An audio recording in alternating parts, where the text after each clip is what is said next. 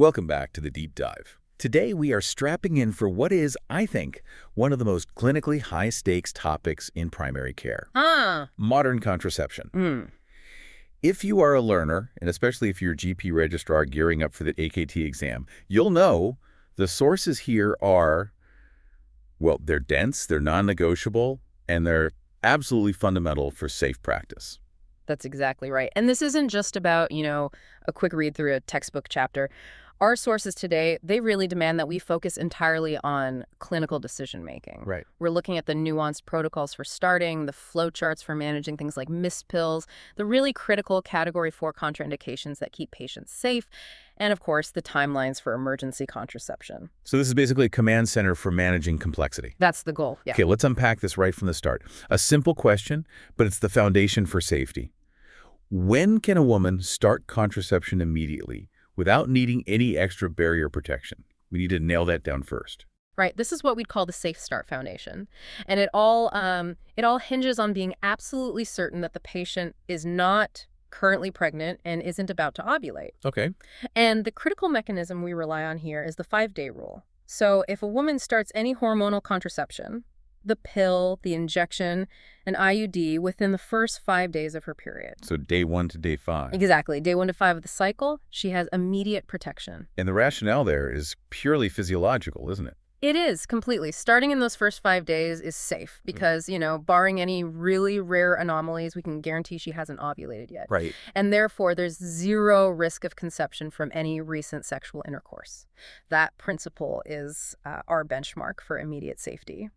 I appreciate that the sources extend that 5-day rule beyond just the menstrual cycle itself. It's not just about a period, is it? It's more about a cleared uterine environment. Precisely. The 5-day immediate start rule applies to any situation where the uterus has just been completely cleared of a pregnancy. So things like an abortion or miscarriage? Yes. So starting contraception within 5 days after an abortion, a miscarriage, treatment for an ectopic pregnancy, or after an evacuation of gestational trophoblastic disease, all of those also grant immediate protection. Okay. The patient's system is resetting, and we can safely assume that immediate window is non-fertile. Now, here's where the postpartum details get a little bit trickier, especially for the non-breastfeeding patient.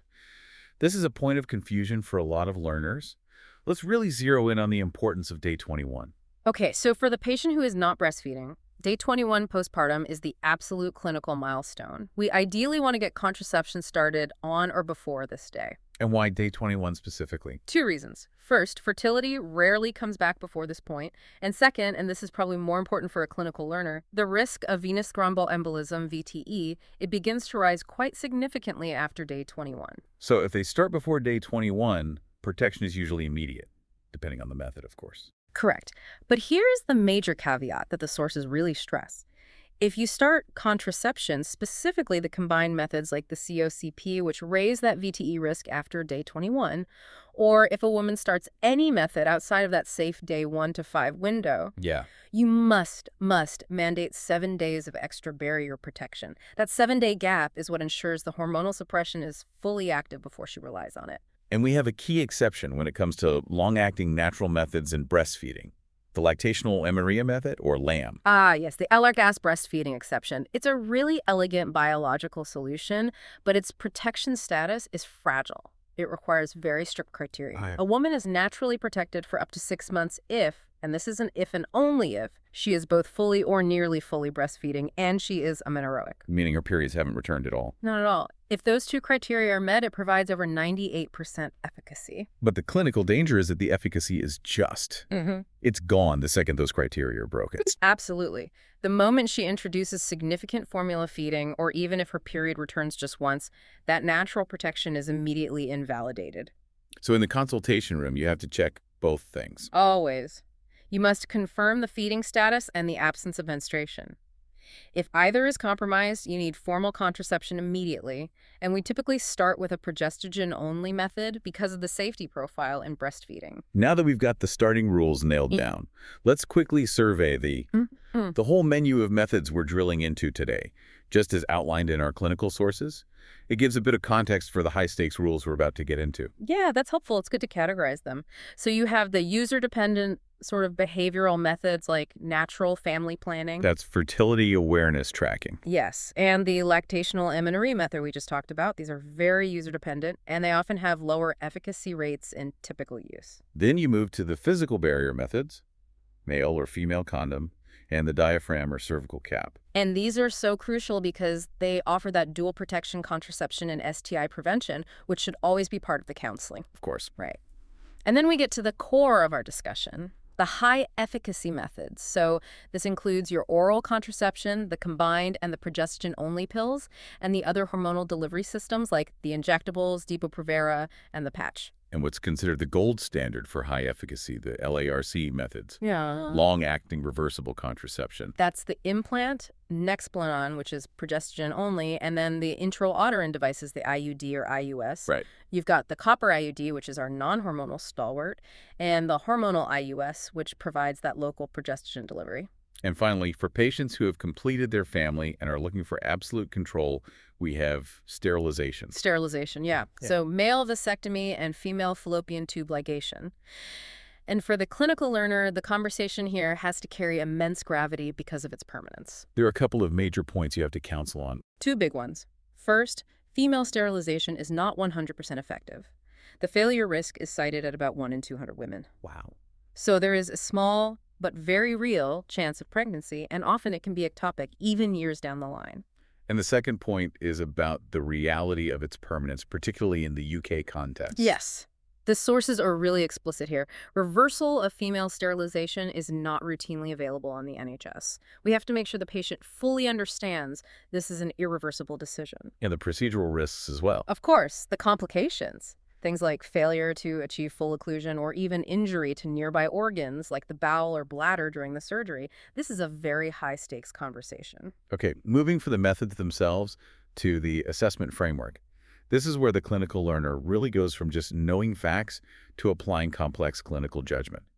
You can't safely prescribe without risk stratifying using the UKMEG criteria. Absolutely. The UK Medical Eligibility Criteria, or UKMEC, is the critical, non-negotiable framework. It's what turns generic product information into tailored, safe care. Right.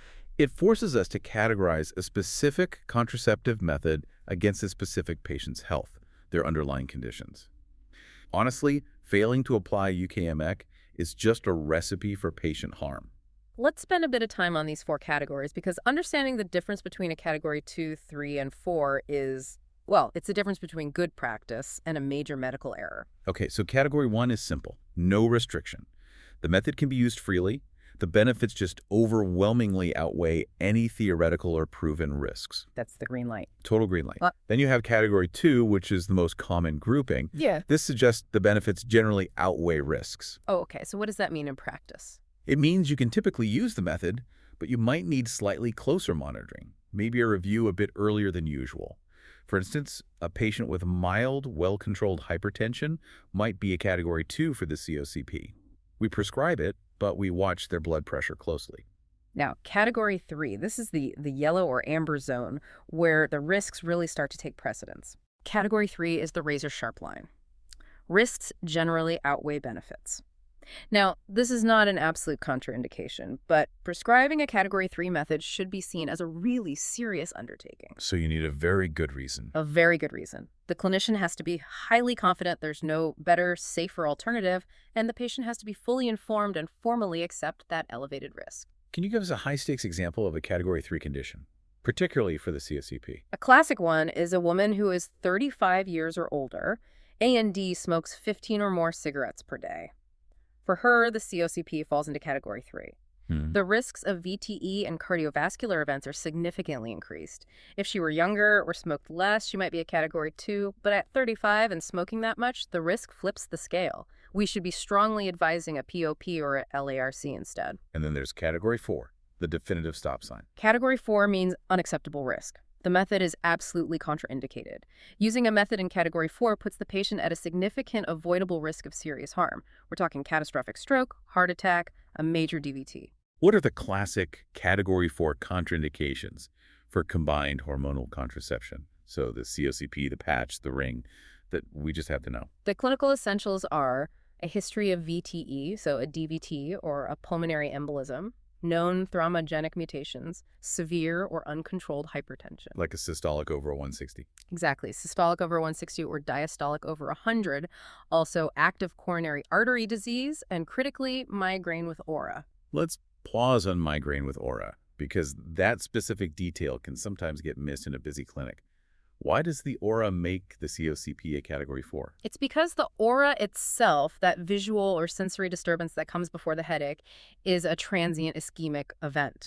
So if you introduce exogenous estrogen, you're significantly increasing that patient's risk of stroke. Therefore, for a patient with migraine with aura, the COCP is completely off the table. You pivot immediately to a progestogen-only method or a LRC. A migraine without aura is different.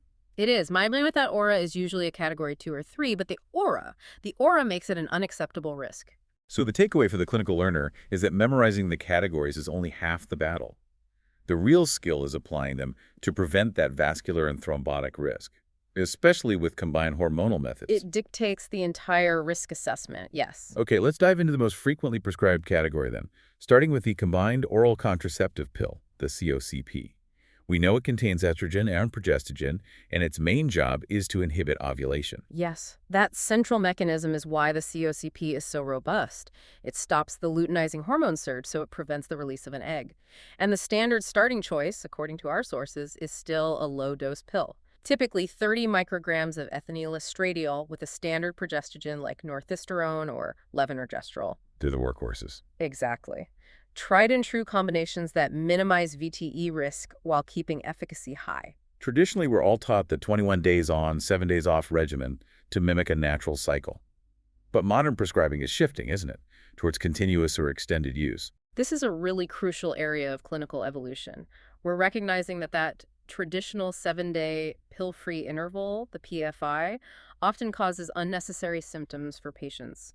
Mood swings, headaches, pain. All related to the estrogen drop. All related to the drop in estrogen. So the variations now include shorter PFIs, maybe just 4 days, which is proven to minimize these side effects. And then there are the regimens that are designed to get rid of periods entirely, which can be life-changing for patients with chronic conditions. These are the extended and continuous regimens. So tricycling is where you take the active pills for 9 consecutive weeks, 3 packs, followed by just a 1-week break. So only 4 bleeds a year. Exactly. And the most aggressive approach is continuous use, where the active pill is taken every single day with no break at all. And what are the main clinical reasons for pushing for continuous use? It's often used therapeutically for managing severe conditions where you want endometrial suppression, so crippling dysmenorrhea, active endometriosis, or debilitating heavy menstrual bleeding. The goal is just to keep the endometrium thin and quiet. And you have to counsel about breakthrough bleeding. Yes, that's important. It's common initially, but it usually settles down. Beyond just being a contraceptive, the COCP has some significant non-contraceptive benefits, which should always be part of the conversation. Absolutely. These are the extra credit wins, if you like. The COCP makes periods lighter, more regular, less painful. But more profoundly, it offers significant, long-lasting protection against 3 major cancers, which patients are often surprised to hear. Which ones are they? A reduced risk of ovarian, endometrial, and colorectal cancer. And it also helps with some common dermatological and gynecological issues. Yes, it's a frontline therapy for improving moderate to severe acne, for managing the symptoms of endometriosis, and for regulating the cycle and hyperandrogenism you see in polycystic ovary syndrome, or PCOS. Okay, back to the strict starting rules. Immediate protection if started day 1 to 5. Any other time, we're enforcing those 7 days of extra protection. And we come back to that postpartum timeline. So for the non-breastfeeding patient, if she starts on day 21, she begins the pill and uses 7 days of barrier contraception. If you wait until day 42, so 6 weeks postpartum, the risk profile changes, and you typically just use the standard rules again. Right. The key is just ensuring those first 7 days of protection when you're starting outside the follicular phase. For ongoing safety, the COCP needs an annual review. What are the essential surveillance points we're looking for to mitigate that vascular risk? We are looking for changes that would shift the patient into a higher UK-MEC category. So the annual criteria are blood pressure, checking for new or worsening hypertension, BMI, because obesity increases VTE risk, and a detailed screening for any new or worsening headaches. Specifically looking for that aura. Specifically looking for the onset of migraines with aura. If any of these shift into a category 3 or 4, you have to stop the COCP immediately. Here's a classic high-yield clinical dilemma. The patient who's scheduled for elective surgery. What is the mandatory non-negotiable stopping rule? This rule is paramount. It's to prevent a catastrophic perioperative VTE. The patient must stop the COCP 4 full weeks before the scheduled surgery. 28 days. 4 weeks. And that's because it takes about a month for the hormonal effect on the coagulation cascade to normalize. They should only restart 2 full weeks post-operation once they're fully mobile again. But on the upside, for family planning, the return of fertility is rapid. That's right. Fertility returns immediately upon stopping the pill, often within the very next cycle. And that's a very important point of difference when we compare it to the injection later on. Let's move to the complexity that often catches clinicians out. Drug interactions. Because the COCP hormones are metabolized by the liver, anything that's a potent enzyme inducer will dramatically reduce its efficacy. This is a major source of contraceptive failure. We're talking about liver enzyme inducers that basically accelerate the breakdown of the hormones. And the list is non-negotiable for the exam and for safety. Okay, let's hear it. You have to know rifampicin and rifabutin. Anti-epileptics like carbamazepine, phenytoin, and topiramate. Some specific antiretrovirals for HIV, and the herbal supplement St. John's wort. St. John's wort is a particularly insidious one because patients often don't think of it as a medication. Exactly. But its enzyme-inducing effects are powerful. When a patient needs to be on one of these inducers, the COCP is just no longer a safe or reliable choice. It shifts the method into UKMET category 3 or 4, and you often have to pivot to a LRRC method like an IUD or the injectable, which bypasses all that. Okay, now for the ultimate clinical flowchart.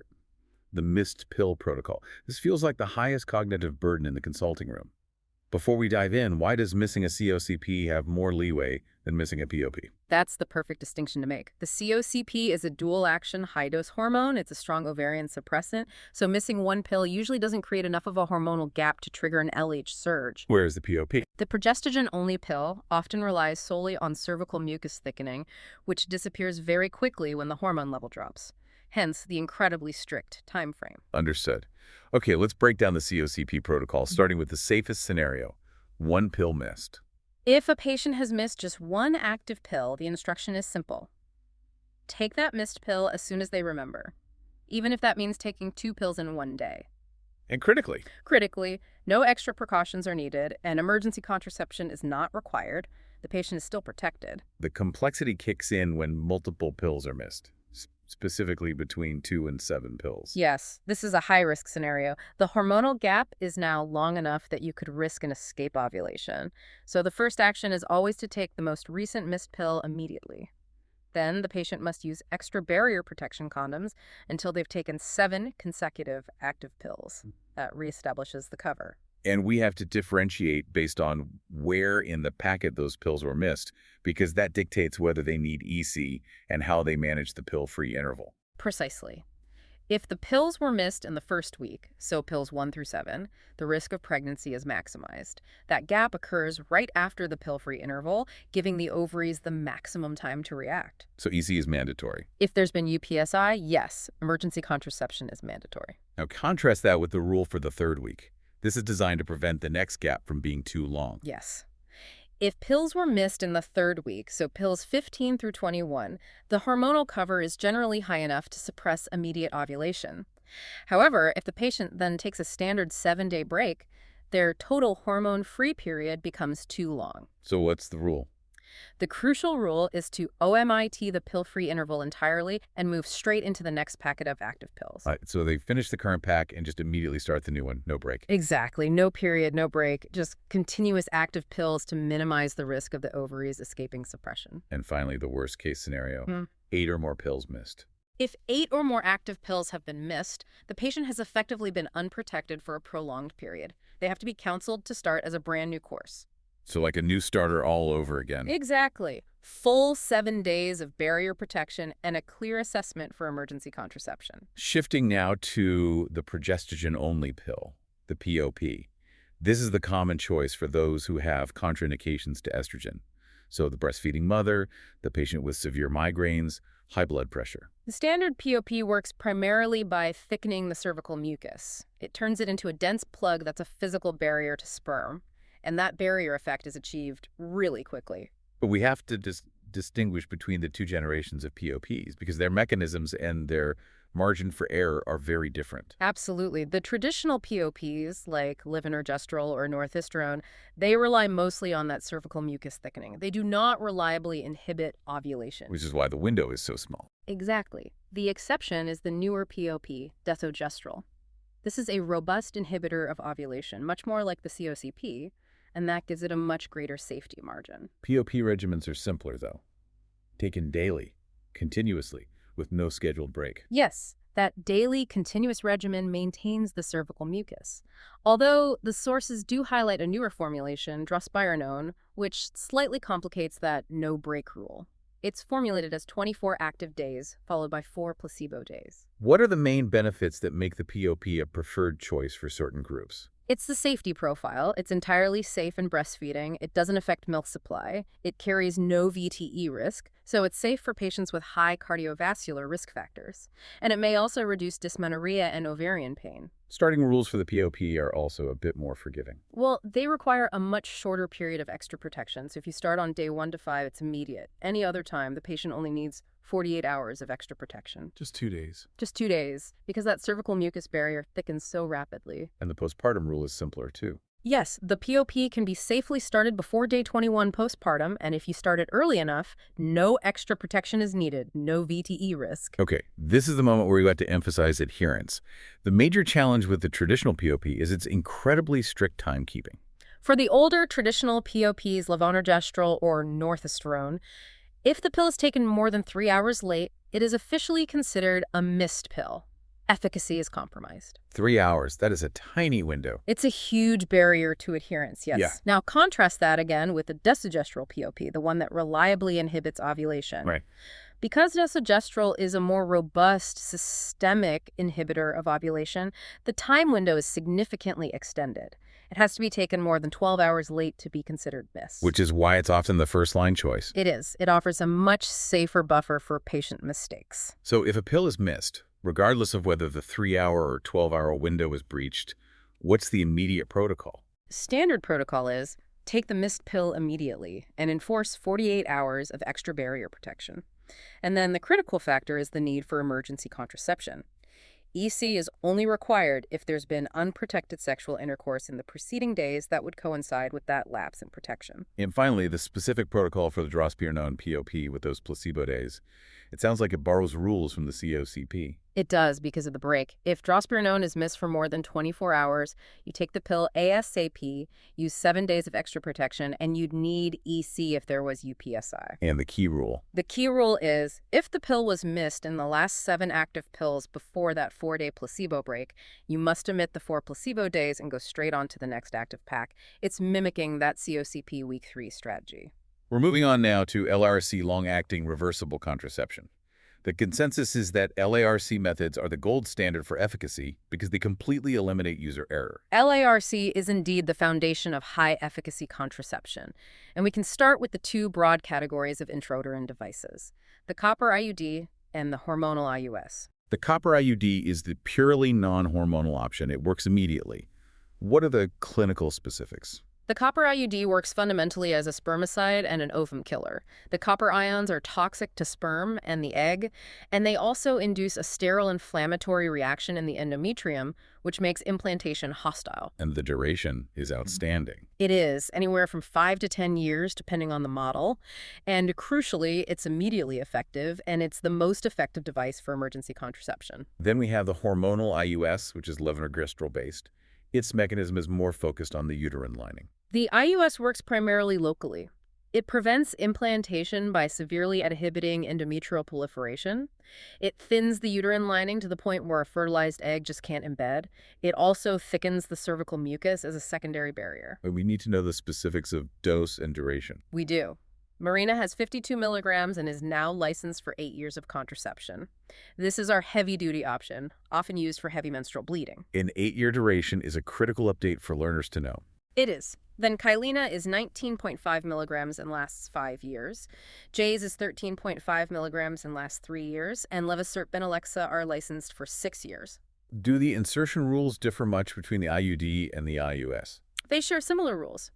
If the device is inserted on days 1 to 5 of the cycle, no extra protection is needed. If it's inserted on any other day, the patient needs 7 days of extra protection. Fertility comes back very quickly after removal. What are the shared side effects that drive requests for removal? And more importantly, what are the serious contraindications for insertion? Common side effects are changes in bleeding patterns, heavier or more painful with the copper IUD, lighter or irregular with the hormonal IUS pelvic pain, and sometimes breast tenderness. And the contraindications? They're serious. You must rule out active pregnancy, any structural issues like uterine distortion, active pelvic inflammatory disease, PID, or a current infection, any unexplained vaginal bleeding, and for the hormonal IUS, severe arterial disease or hormone-sensitive cancer. And recent PID is a big one. A very big one. If a patient has had PID within the last 3 months, that often makes an IUD or IUS a category 3 or 4 because the insertion process itself carries a small risk of reactivating an infection. Okay, moving to the subdermal implant, Nexplanon, another highly effective progestogen-only method, very popular. Nexplanon contains etonogestrel and lasts for 3 years. Its high efficacy comes from its primary mechanism, the reliable and strong inhibition of ovulation. This is why its failure rate is almost 0. The hormone concentration is just sufficient to stop the ovary from working. Insertion and checking are key clinical steps here. They are. It's inserted subdermally into the non-dominant upper arm. And post-insertion, the clinician must confirm the device is palpable. You have to be able to feel the rod under the skin. And if you can't feel it? You have to locate it via imaging. And a useful technical note from the sources is that the newer versions of the device contain a small amount of barium, which means it can be seen on x-rays.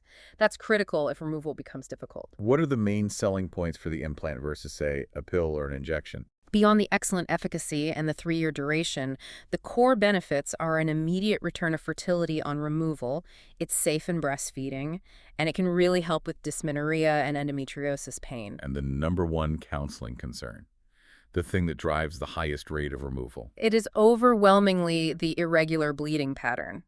Irregular bleeding, spotting, prolonged periods. That's the #1 reason patients discontinue the implant, despite how effective it is. You have to counsel them that the bleeding will almost certainly be unpredictable, Right. Though sometimes it can lead to amenorrhea, which some patients love. The injectables then, Depo-Provera and its relatives, these are unique because of their sustained high-dose release. This gives them distinct advantages, but also some very serious drawbacks. We deal with a few formulations. Depo-Provera, which is given every 12 weeks, Cyanopress every 13 weeks and often self-administered, and Noristerat, which is 8 weekly and usually reserved for short-term use. And like the implant, the high-dose mechanism is strong, reliable inhibition of ovulation. Now, here is the key clinical differentiator for the injectables, the critical safety feature that often makes it the only safe hormonal choice for complex patients. Let's talk about drug interactions. This is its major advantage. This makes the injectable a Category 1 choice where the COCP or POP would be a 3 or 4. Because it's administered parenterally, it bypasses the gut and that first-pass metabolism in the liver, meaning it has no drug interactions with liver enzyme inducers. So a patient on carbamazepine for epilepsy or rifampicin for TB can safely rely on the injectable when the oral pills would fail. Absolutely. The injectable remains highly effective and safe in those scenarios. This is a non-negotiable rule to understand for the AKT and for practice. What about the non-contraceptive benefits? Well, they're powerful suppressors of the menstrual cycle, often leading to amenorrhea, which provides huge relief from dysmenorrhea, PMS, and endometriosis pain, and they're safe in breastfeeding. And the starting and review rules. Starting rules are like the COCP. Days 1 to 5 means immediate protection. Any other day needs 7 days of extra protection. And clinically, because of the associated metabolic and skeletal risks, the injection requires a formal review every 2 years. And now for the major drawback, the single most serious counseling point for the injectable that affects family planning. It is the significantly delayed return of fertility. This is the key trade-off. Unlike all other LARC or pill methods where fertility returns immediately, the injection can delay the return of periods and conception for up to 1 full year after the last injection was due. A full year. Up to a full year. This is a residual delay, and it must be factored into the choice if they plan pregnancies within the next 18 months or so. And what about the skeletal risk that's associated with the injection? The sources recognize a potential osteoporosis risk or loss of bone mineral density. And while it's often reversible, this is the clinical justification for that 2-year formal review. And other common side effects. Weight gain is frequently reported, along with irregular periods initially, acne, and mood changes like depression or decreased libido. We have to be really transparent that the return to normal cycles post-cessation can be very slow. Okay, we're transitioning now to the final safety net, emergency contraception, or EC.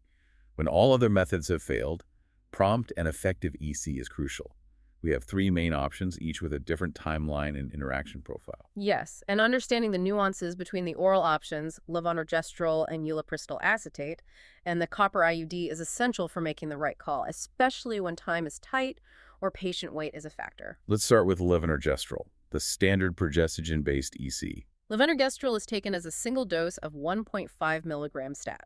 Its primary mechanism is to inhibit or delay ovulation. The critical time window is up to 72 hours post-unprotected sexual intercourse, though efficacy does diminish with every hour that passes. And this is the oral option where weight and BMI are a mandatory clinical consideration. This is a non-negotiable dosing detail.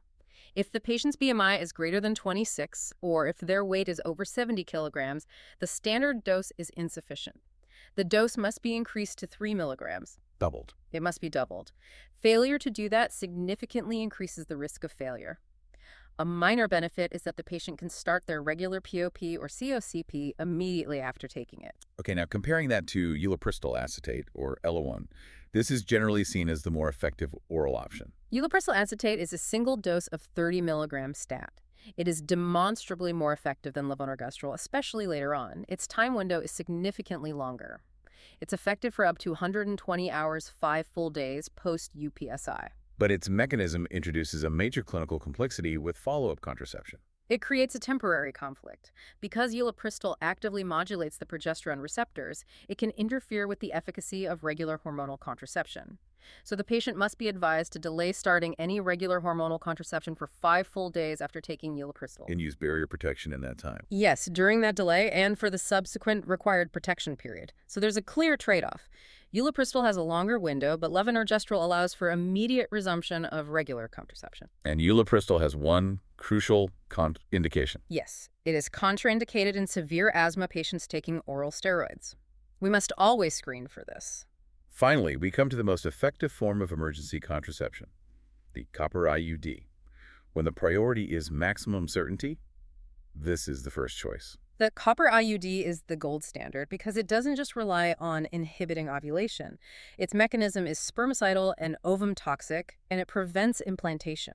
It is the most effective option available no matter where the patient is in her cycle. And its timing allows for the maximum possible window. Yes, it's highly effective up to 120 hours post-UPSI, or even up to 5 days after the earliest estimated date of ovulation. And since it's non-hormonal, it can be left in place to serve as long-term, highly effective regular contraception. And critically, how does the copper IUD fare with those troublesome liver enzyme-inducing drugs? Because it's non-hormonal, its efficacy is completely unaffected by enzyme-inducing medications.